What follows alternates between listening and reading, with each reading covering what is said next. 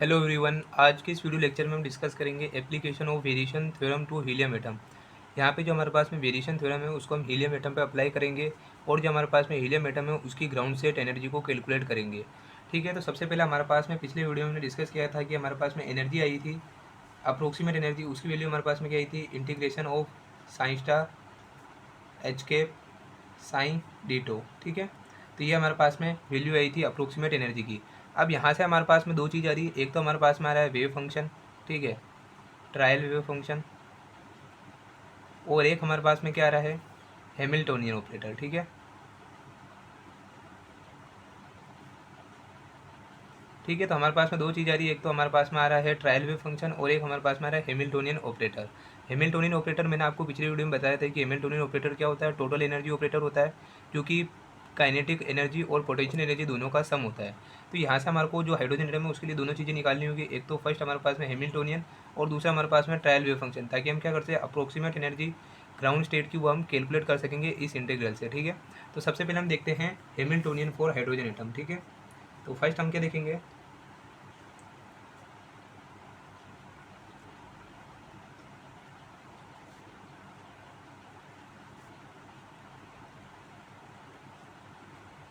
ठीक है, तो पहली चीज़ हम देखेंगे हैमिल्टोनियन फॉर हीलियम एटम। इसको देखने के लिए हम जानते हैं कि जो हीलियम एटम होता है उसके अंदर क्या होता है, एक हमारे पास में न्यूक्लियस होता है, ठीक है, और हमारे पास में दो इलेक्ट्रॉन होते हैं। ठीक है, तो ये हमारे पास में इलेक्ट्रॉन 1 है और ये हमारे पास में क्या हो जाएगा, इलेक्ट्रॉन हमारे पास में हो जाएगा 2। और इसकी जो न्यूक्लियस है उससे डिस्टेंस क्या है हमारे पास में, इलेक्ट्रॉन 1 की R1 है, इलेक्ट्रॉन 2 की R2 हो जाएगी, और इन दोनों की आपस में डिस्टेंस क्या है, R12। ठीक है, तो इस तरह से ये हमारे पास में क्या होता है, हीलियम एटम का सिस्टम होता है, जिसमें हमारे पास में जो एक हमारे पास में न्यूक्लियस होता है जिस पर हमारे पास में चार्ज क्या होगा, Ze। ठीक है, और जो हमारे पास में दो इलेक्ट्रॉन होते हैं जो कि जिस पे चार्ज हमारे पास में क्या होता है, Q1। ठीक है, Q1 की वैल्यू होती है -E, और Q2 जिसकी वैल्यू भी हमारे पास में क्या होती है, -E। अब पिछले वीडियो में जब मैंने आपको बताया था हैमिल्टोनियन ऑपरेटर के बारे में, तो मैंने आपको क्या बताया था कि वो जो होता है हमारे पास में काइनेटिक एनर्जी ऑपरेटर और जो पोटेंशियल एनर्जी ऑपरेटर होता है उन दोनों का क्या होता है, सम होता है। तो हमारे पास में अब जितनी भी इधर टर्म आ रही है उन सब के लिए हम क्या करेंगे, हैमिल्टोनियन को कैलकुलेट करेंगे। ठीक है, तो हैमिल्टोनियन ऑपरेटर हमारे पास में क्या होता है, kinetic energy plus potential energy. ठीक है, यानी कि टोटल एनर्जी ऑपरेटर होता है। ठीक है, अब यहाँ पे हम जानते हैं कि काइनेटिक एनर्जी ऑपरेटर हमारे पास में क्या होता है, -h² अपॉन में 2m और डेल स्क्वायर। ठीक है, तो ये होता है हमारे पास में kinetic energy operator. I hope कि आपको पता होगा कि ये ऑपरेटर उनकी वैल्यू क्या होती है। अगर नहीं पता तो आप कमेंट सेक्शन में बता देना, मैं इस पर एक सेपरेट वीडियो बना दूंगा कि जो हमारे पास में ऑपरेटर्स होते हैं कौन कौन से होते हैं और उनकी वैल्यू क्या क्या होती है। ठीक है, तो यहाँ पे हमारे पास में काइनेटिक एनर्जी ऑपरेटर है, उसकी वैल्यू हमारे पास में क्या होती है, -h² अपॉन में 2m। ठीक है, और यहाँ पे होता है डेल स्क्वायर से इसको मल्टीप्लाई करते हैं, तो ये हमारे पास में जो वैल्यू आती है किसकी आती है, काइनेटिक एनर्जी ऑपरेटर की। अब इसी तरह से हमारे पास में जो पोटेंशियल एनर्जी होती है, यहाँ पे हम जानते हैं कि जो हमारे पास में दोनों चार्ज हैं वो क्या है, इलेक्ट्रॉन चार्ज है, इलेक्ट्रॉन का चार्ज है। ठीक है, और ये जो है पॉइंट चार्ज की तरह हम इसको कंसिडर कर सकते हैं। तो हमारे पास में जो इलेक्ट्रोस्टेटिक्स होती है वहाँ से हम क्या कर सकते हैं, जो हमारे पास में इलेक्ट्रोस्टेटिक फोर्स होगा इनके बीच में क्या होगा, F K Q1 Q2 upon में R²। तो उसके कोरस्पॉन्डिंग जो हमारे पास में एनर्जी आएगी वो क्या आएगी, Q1 मल्टीप्लाई Q2 अपॉन में R, जो कि हमारे पास में क्या इक्वल होगी, के की वैल्यू होती है हमारे पास में 1/4πε0। ठीक है, Q1 Q2 अपॉन में R।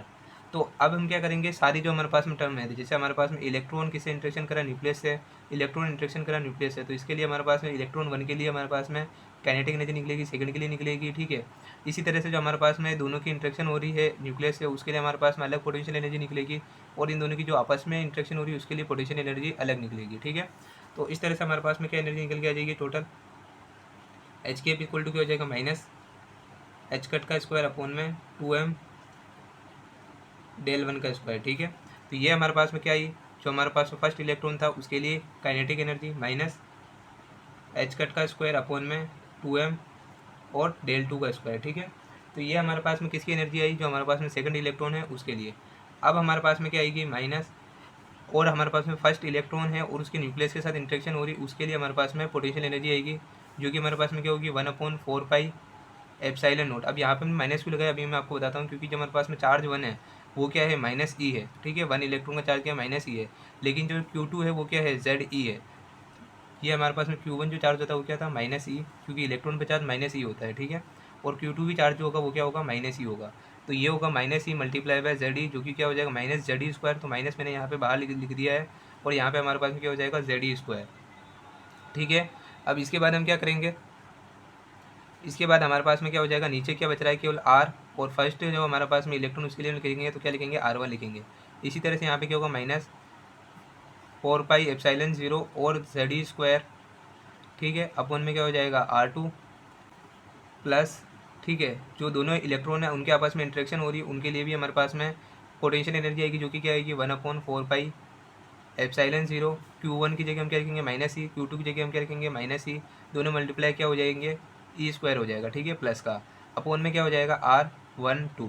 तो इस तरह से हमारे पास में टोटल एनर्जी निकल के आती है, ठीक है। तो ये इक्वेशन हो जाएगी हमारे पास में 1। अब इक्वेशन 1 को हम क्या करेंगे, एटॉमिक यूनिट में कन्वर्ट करेंगे, ठीक है, एटॉमिक यूनिट्स के अंदर। एटॉमिक यूनिट्स के अंदर जो हमारे पास में A0 होती है, जो कि हमारे पास में क्या होती है, बोर की जो रेडियस होती है वो, ठीक है, और जो हमारे पास में क्या होता है, जो हमारे पास में H होता है जो कि प्लांक कांस्टेंट है वो भी 1 होता है, ठीक है। और इसी तरह से जो हमारे पास में और भी वैल्यूज़ होती है, जैसे हमारे पास में M की वैल्यू वो भी 1 होती है, ठीक है, H कट की वैल्यू हमारे पास में 1 होती है, M की वैल्यू 1 होती है, और जो K होता है उसकी वैल्यू भी 1 होती है, 4πε0 की वैल्यू भी 1 होती है। तो इस तरह से हम देखेंगे यहाँ पे H कट की वैल्यू हमारे पास में क्या हो जाएगी 1 हो जाएगी, M की वैल्यू हमारे पास में 1 हो जाएगी।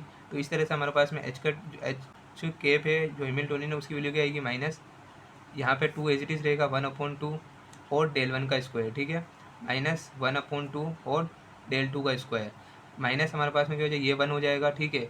और जेड की वैल्यू हमारे पास में क्या होती है, जेड की वैल्यू हमारे पास में हीलियम एटम के लिए 2 होती है, जेड क्या होता है एटॉमिक नंबर, ठीक है। तो ये हमारे पास में क्या होता है हीलियम का 2 होता है, तो यहाँ से हमारे पास में क्या आ जाएगा 2। ई की वैल्यू हमारे पास में क्या हो जाएगी, यहाँ पे ई की वैल्यू भी एटॉमिक यूनिट में 1 होती है, तो ये भी 1 हो जाएगी। और यहाँ पे हमारे पास में क्या हो जाएगा केवल अपोन में R1 बच जाएगा। इसी तरह से 2 अपोन में R2, और इसी तरह से यहाँ पे क्या हो जाएगा प्लस 1 अपोन में R12। तो ये हमारे पास में आ जाएगा टोटल एनर्जी ऑपरेटर या फिर हैमिल्टोनियन। अब सेकंड चीज़ हमारे को क्या चाहिए थी, सेकंड चीज़ हमारे को चाहिए ट्रायल वेव फंक्शन, ठीक है। तो अब हम निकालेंगे यहाँ पे ट्रायल वेव फंक्शन। तो सेकंड चीज़ हमारे को चाहिए थी ट्रायल वेव फंक्शन। अब ट्रायल वेव फंक्शन भी हमारे को जो है कोई वेरिएबल पैरामीटर पे डिपेंडेंट चाहिए। तो यहाँ पे जो हमारे पास में z होता है जो कि न्यूक्लियर चार्ज होता है, वो क्या होता है हमारे पास में वेरिएबल पैरामीटर होता है, z is a variable parameter,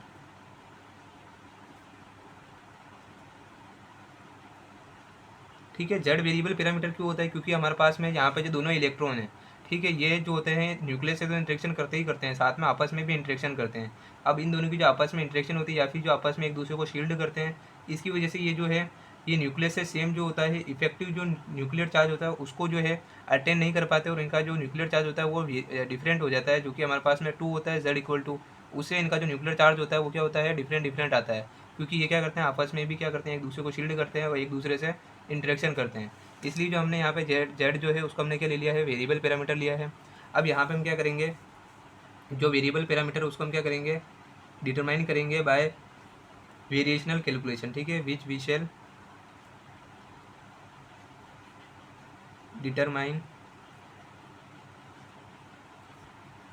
from variational calculation, ठीक है।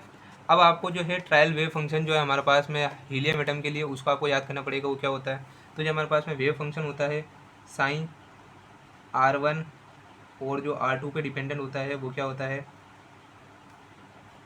z³ अपोन में पाई एक्सपोनेंशियल की पावर हमारे पास में या फिर e की पावर होती है -z R1 प्लस R2, ठीक है।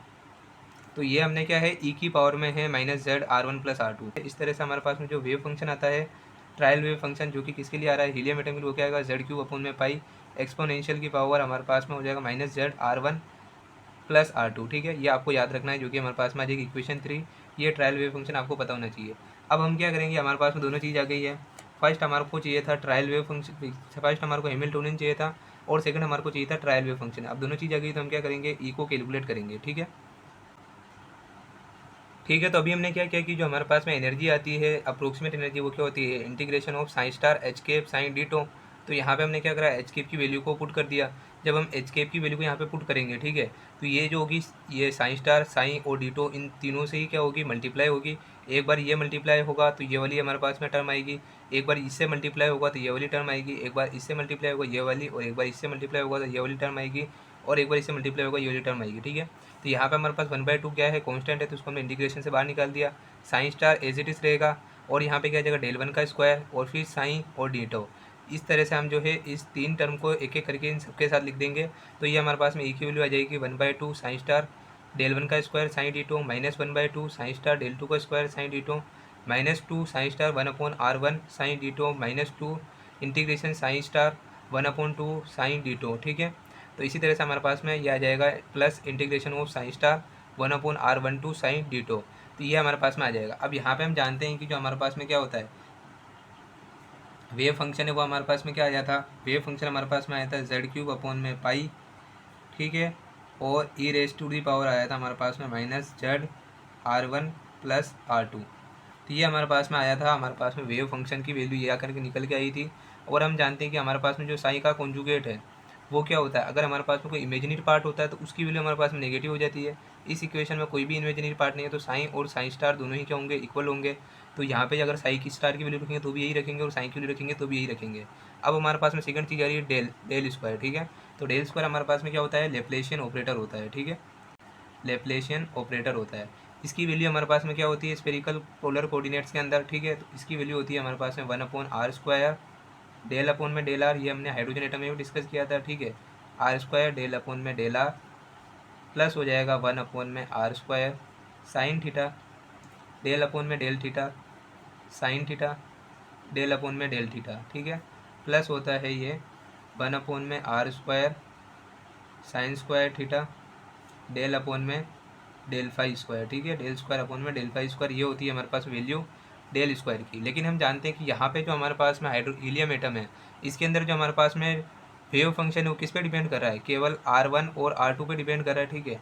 तो यहाँ पे हमारे पास में जो r वाली टर्म होगी उसको हम रखेंगे, बाकी सब जो होगा वो क्या हो जाएगा, जीरो हो जाएगा। तो ये पूरी टर्म जीरो हो जाएगी और ये पूरी टर्म जीरो हो जाएगी। तो हमारे पास जो वेव फंक्शन होता है,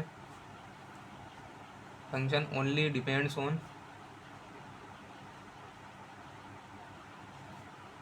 r1 एंड r2, ठीक है। तो जो हमारे पास में फाई और थीटा जो है वो नेगलेक्ट कर देंगे, तो डेल स्क्वायर की वैल्यू हमारे पास में क्या आ जाएगी, डेल स्क्वायर की वैल्यू हमारे पास में निकल के आ जाएगी 1/r² डेल अपॉन में डेल आर, ठीक है, r² डेल अपॉन में डेल आर।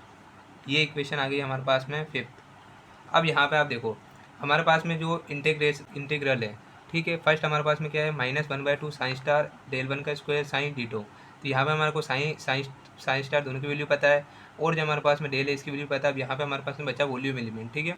तो वॉल्यूम एलिमेंट की वैल्यू हमारे पास में क्या होती है, डीटो इक्वल टू होता है हमारे पास में r² sine theta D R D theta और डी फाई, ठीक है। तो ये हमारे पास में वैल्यू होती है किसकी, वॉल्यूम एलिमेंट डीटो की। अगर हम r1 की बात करते हैं, यहाँ पे हम क्या ले लेंगे, r1 का square sine theta 1 dr1 d theta 1 d phi 1, ठीक है। और अगर r2 की बात करेंगे तो यहाँ पे 2 लगा देंगे सबके नीचे। तो अब हमारे पास में क्या आ गई वैल्यू, इसकी वैल्यू भी आ गई, डेल की वैल्यू आ गई, और डेल स्क्वायर की वैल्यू आ गई हमारे पास में, साइन की वैल्यू आ गई, और डीटो की वैल्यू आ गई। तो इस इंटीग्रल को हम कैलकुलेट कर सकते हैं इन सब की वैल्यू को पुट करके। और इसी तरह से जो अगर इसकी वैल्यू अगर हमारे पास में आ जाएगी तो इसकी वैल्यू ये भी सेम इंटीग्रल है, तो इसकी वैल्यू भी हमारे पास में सेम निकल के आएगी, ठीक है। अब हमारे पास में ये वाला इंटीग्रल बचा, तो इसको भी हम कैलकुलेट कर सकते हैं, क्योंकि हमारे पास में साइन साइन स्टार दोनों की वैल्यू है पता है हमको, दोनों की सेम वैल्यू है। और यहाँ पे 1/r से हम क्या करेंगे, जब इस इंटीग्रल को सोल्व करेंगे तो इसकी वैल्यू भी हमारे पास निकल के आ जाएगी, क्योंकि डीटो की वैल्यू हमारे को पता है, और इसकी वैल्यू भी हमारे पास में निकल के आ जाएगी अगर इसकी वैल्यू आ जाती है तो, ठीक है। और इस वाले इंटीग्रल को हमारे पास में सोल्व करना रहता है। तो एक एक करके अब हम सारे इंटीग्रल को सोल्व करते हैं। ये हमारे पास में इंटीग्रल क्या हो जाएगा फर्स्ट, ये हमारे पास में इंटीग्रल क्या हो जाएगा सेकंड, ये हो जाएगा हमारे पास में थर्ड, ये हो जाएगा हमारे पास में फोर्थ, और ये हो जाएगा हमारे पास में फिफ्थ इंटीग्रल, ठीक है।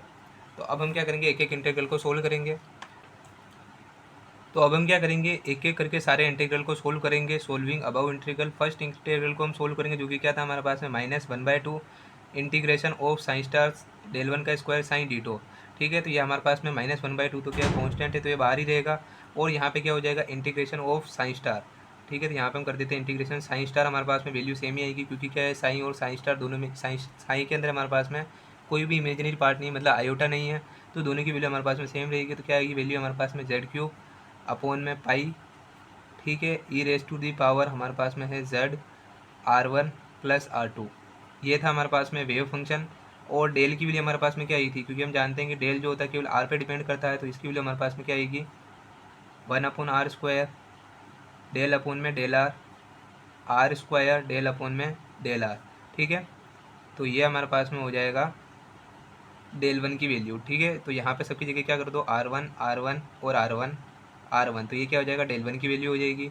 और जो हमारे पास में सेकंड जो हमारे पास में साइन है उसकी वैल्यू हमारे पास में क्या है Z³ अपॉन में pi e raise to the power minus Z R1 plus R2, ठीक है। अब हमारे पास में D2 की वैल्यू हमको पुट करनी है। D2 की वैल्यू हमारे पास में क्या है R², तो फर्स्ट जो हमारे पास में इलेक्ट्रॉन है उसके लिए क्या हो जाएगी R1² sign θ1 dr1 dθ1 dφ1, ठीक है।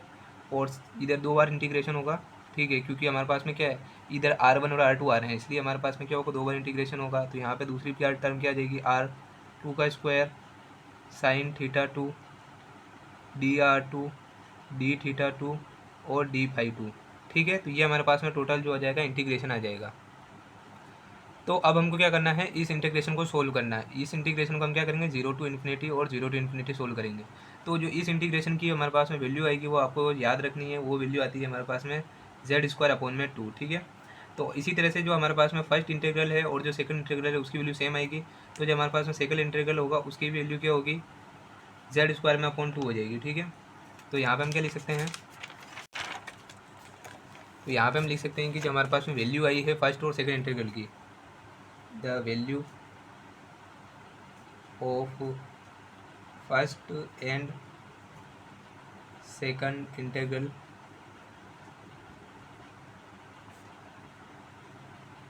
विल बी Z² अपॉन में 2, ठीक है। अब इस तरह से हम क्या करेंगे थर्ड इंटीग्रल को सोल्व करेंगे, ठीक है। तो थर्ड इंटीग्रल हमारे पास में क्या था -2 इंटीग्रेशन ऑफ, ये हमारे पास में है थर्ड इंटीग्रेशन ऑफ हमारे पास में क्या था यहाँ पे साइन स्टार और 1/R1 साइन D2, ठीक है। ये हमारे पास में था, इसकी वैल्यू भी हम पुट कर देंगे। तो यहाँ पे हम साइन की वैल्यू रख देंगे, ये क्या हो जाएगा -2, ठीक है, इंटीग्रेशन। और यहाँ पे भी साइन की वैल्यू हमारे पास में इसमें R1 R2 दोनों आएगा, तो ये क्या होगा 0 टू इन्फिनिटी, ठीक है। और साइन स्टार की वैल्यू हमारे पास में क्या है क्योंकि इमेजिनरी पार्ट नहीं है तो साइन और साइन स्टार दोनों की वैल्यू सेम रहेगी, यानी कि Z³ अपॉन में pi e raise to the power minus Z R1 plus R2। और यहाँ पे आ जाएगा इसकी वैल्यू आ जाएगी 1/R1 और Z³ अपॉन में pi e raise to the power minus Z R1 plus R2। और D2 की वैल्यू जो कि हमारे पास में आएगी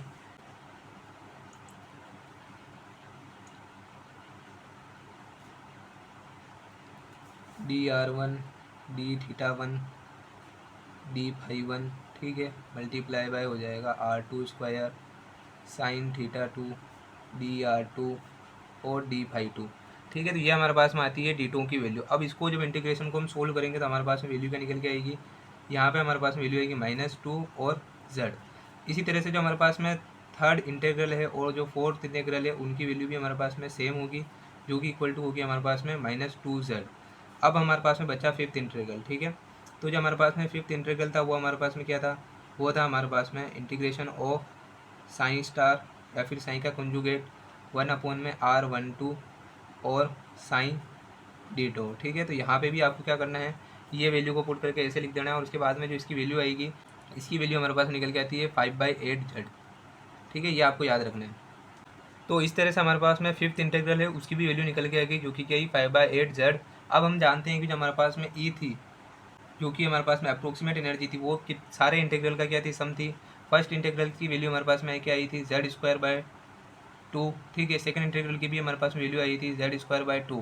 थर्ड इंटीग्रल की वैल्यू आई थी हमारे पास में 2z माइनस का और फोर्थ की भी -2z और लास्ट वाले इंटीग्रल की वैल्यू हमारे पास में थी 5/8z, ठीक है। तो इन सबको जोड़ेंगे हम तो क्या हो जाएगा Z²/2 Z²/2 क्या हो जाएगा Z² हो जाएगा, ठीक है। और -2z क्या हो जाएगा -4z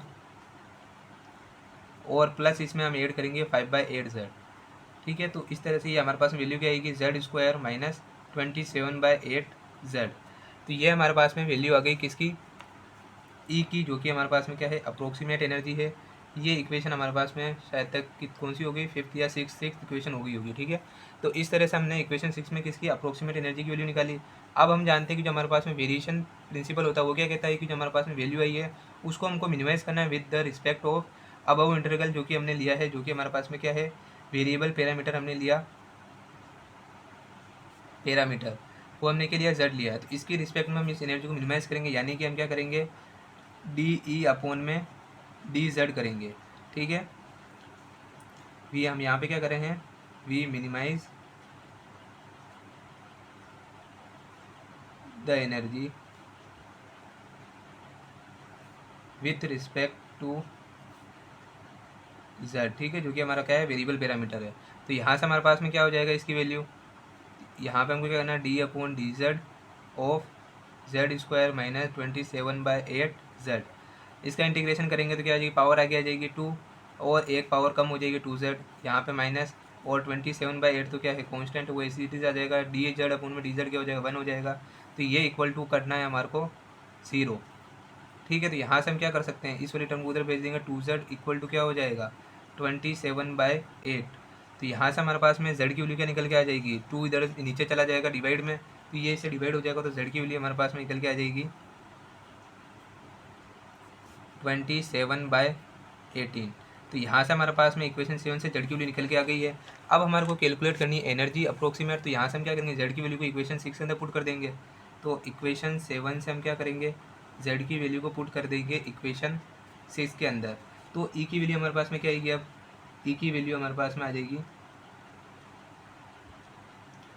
z स्क्वायर, यानी कि 27/16 का स्क्वायर माइनस 27/8 z, यानी कि 27/16। इसको जब हम सोल्व करते हैं तो हमारे पास में एनर्जी निकल के आती है -2.847 एटॉमिक यूनिट, ठीक है। ये एनर्जी हमारे पास में निकल के आती है जब हम इसको सोल्व करते हैं। अब ये एनर्जी हमारे पास में क्या है, एटॉमिक यूनिट्स के अंदर है। अब इसको हमको कन्वर्ट करना है इन इलेक्ट्रॉन वोल्ट। तो इसको इलेक्ट्रॉन वोल्ट में कन्वर्ट करने के लिए हम क्या करते हैं, 2.847 आई थी हमारे पास में, उसको मल्टीप्लाई कर देते हैं 27.21 इलेक्ट्रॉन वोल्ट से, ठीक है।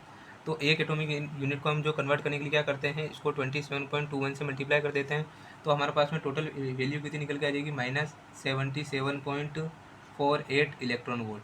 तो ये हमारे पास में होती है अप्रोक्सीमेट और lowest energy of the system, यानी कि जो हीलियम एटम है उसकी एनर्जी आती है, ठीक है। तो ये होती है हमारे पास में approximate energy of helium atom. तो इस तरह से हम एनर्जी कैलकुलेट करते हैं। आई होप कि आपको वीडियो हेल्पफुल लगा होगा, और अगर आपको वीडियो से हेल्प मिली है तो वीडियो को जरूर लाइक करें और चैनल को सब्सक्राइब करें।